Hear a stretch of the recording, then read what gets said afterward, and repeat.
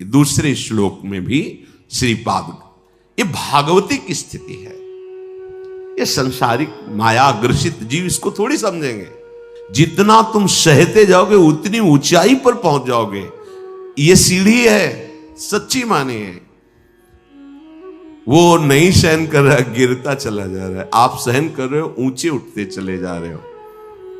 और सामने वाले का भी परिवर्तन आपकी सहनशीलता से हो जाएगा। श्री एकनाथ जी महाराज गंगा जी के स्नान करने रोज जाते थे, नित्य स्नान। ऊपर से एक मार्ग में अन्य धर्मावलंबी का महल था बड़ा। जिनके पास सत्संग रूपी महाधन नहीं है और सब कुछ है, वो बुद्धि के बहुत ही गरीब होते हैं। बुद्धि के बहुत ही गरीब होते हैं। जिनके पास सत्संग रूपी धन है, कुछ भी नहीं है, तो वो विवेकवान महासंपत्तिवान होते हैं। ये भी सबको समझ में नहीं आएगा। तो बुद्धि का गरीब आदमी, प्राकृतिक भाव में देखने पर धनी आदमी, ऊपर महल में खड़ा देखा, बाबा जी स्नान करके थूक दिया। ऐसे तो बनता है ना, कौन थूकता है? ऐसे भी नहीं देखा। गए फिर स्नान कर, 100 बार थूका, 100 बार स्नान कर, हार गया। ऐसे भी नहीं देखा। नीचे उतर के आया, साष्टांग प्रणाम किया, जब कहा क्षमा करो, ऐसे महान हृदय वाले का मैं अपमान कर रहा था, मुझे क्षमा करो, मैं बहुत नीच हूं, मैंने बड़ा अपराध किया। तो भैया आपने तो कोई अपराध नहीं किया। जो लाभ हमें 100 दिन में मिलता, वो मुझे आज 1 दिन में आपने प्रदान किया। 1 दिन में आपने 100 बार स्नान का मुझे सौभाग्य दिया। मैं आपका ऋणी हूं कि जो 100 दिन में मैं स्नान करता, वो 1 दिन में करवा दिया। ये आपकी क्या विचार, क्या परिवर्तन! देखो, सत्य का परिवर्तन। ये जीवन में जब तक आपके अध्यात्म नहीं आएगा, तब तक आप अध्यात्म को समझेंगे कैसे?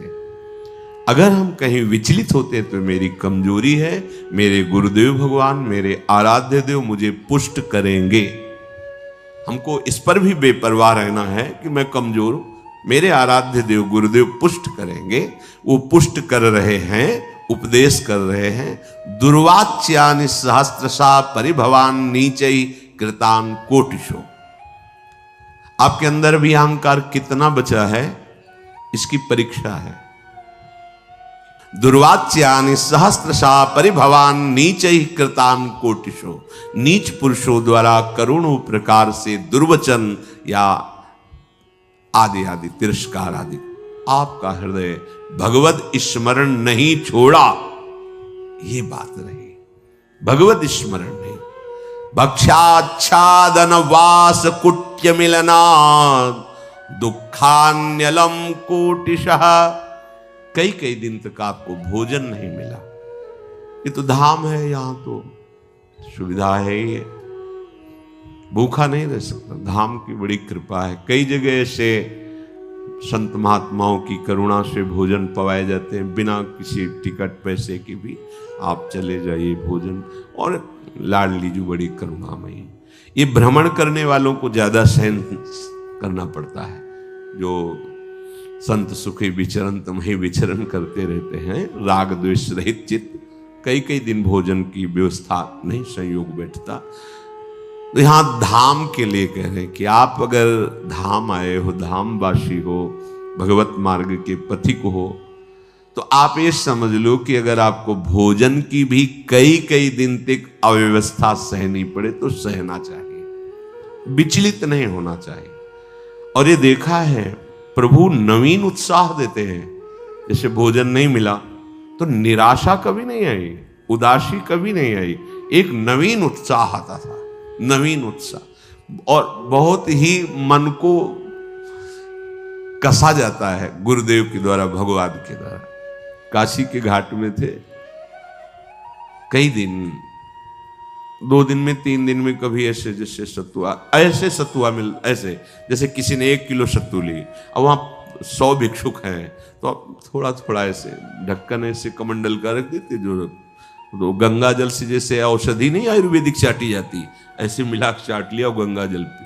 आपको कैसे बताए, एक अद्भुत आनंद। एक दिन देखा कि एक कोई यात्री आए हो तो टिफिन खोल के दाल सब्जी रोटी सब ऐसे, दृष्टि गई, मन ने कहा यार अरे, पर अब वो तो जैसे छोटा बच्चा अरज गया मन, आज तो भरपेट भोजन चाहिए ही।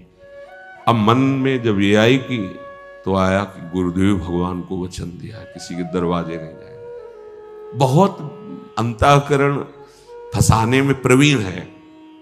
दरवाजा घाट की तरफ ही था, तो हम कहीं जा थोड़ी रहे, उस घाट के किनारे वाले दरवाजे की सीढ़ी पे बैठ जाएंगे, और उसका दरवाजा है पीछे की तरफ भी होता है। चलो भाई बैठ गए। संकल्प के अनुसार एक व्यक्ति निकला, हर हर महादेव महादेव। कैसे बैठे, कैसे बैठे, भोजन पाओगे? जैसी महादेव जी बैठो चाबी लाते हैं, चलो ऐसा 2 घंटे के तक तो हमें लगा रसोई बनाने में समय लगा। बाद में आया तो उसने कहा प्याज लहसुन पाते हो? हम कहा नहीं। वो हमारे यहाँ तो बनता है। वो नहीं, हम ऐसा तो नहीं पाते। तो महादेव, हाँ मन से खूब हंसे यार, ठीक ठीक उत्तर मिला, ठीक। नहीं वो रोटी ला के दे देता, ना देता सब्जी, भगवान महादेव। फिर वो कई कई दिन तक भोजन न मिलने पर भी निराशा नहीं आती, एक नवीन उत्साह रहता। तब स्थिति भाव की ऐसी बनी, आज मिलेंगे, मन अति हर्ष जनावनते ही, आज देखे हो परम सने। रोज ऐसा होने लगा।